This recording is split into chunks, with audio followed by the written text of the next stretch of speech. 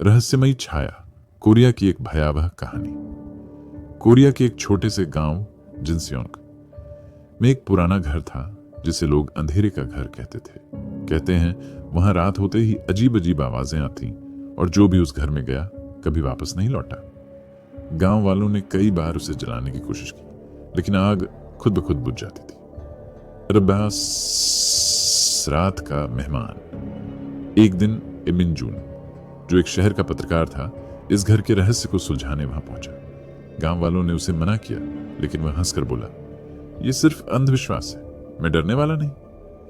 रात को जब वह कैमरा लेकर अंदर गया तो घर के अंदर अजीब सा ठंडा माहौल था। दीवारों पर खून के धब्बे थे और हवा में सड़ी हुई गंध थी।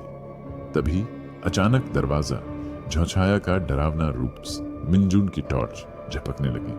तभी उसे एक परछाई दिखी, लंबे बाल, सफेद कपड़े और अंधेरे में चमकती लाल आंखें। वह कुछ बोलने ही वाला था कि वह छाया जोर से चीखी और हवा में गायब हो गई। अचानक दीवारों से डरावनी फुसफुसाहटें आने लगी।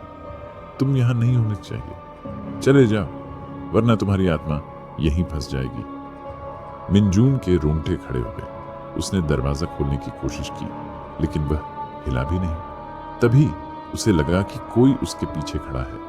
उसने धीरे धीरे मुड़कर देखा। वह छाया अब उसके ठीक सामने थी। उसका चेहरा विकृत हो चुका था और उसकी आंखों से काला धुआं खिरी चीख। मिनजून चीखता हुआ भागने लगा, लेकिन जितना तेज भागता उतना ही घर और लंबा होता जाता। अचानक जमीन उसके पैरों के नीचे से गायब हो गई और वह अंधेरे में गिरता चला गया। अगली सुबह गांव वालों ने देखा कि अंधेरे के घर के दरवाजे पर एक नया खून से लिखा नाम था, मिनजून।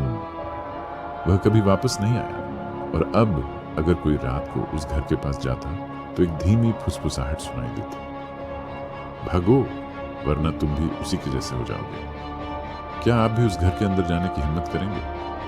दोस्तों, ये कोरिया के हॉन्टेड हाउस की एक दिलचस्प कहानी है।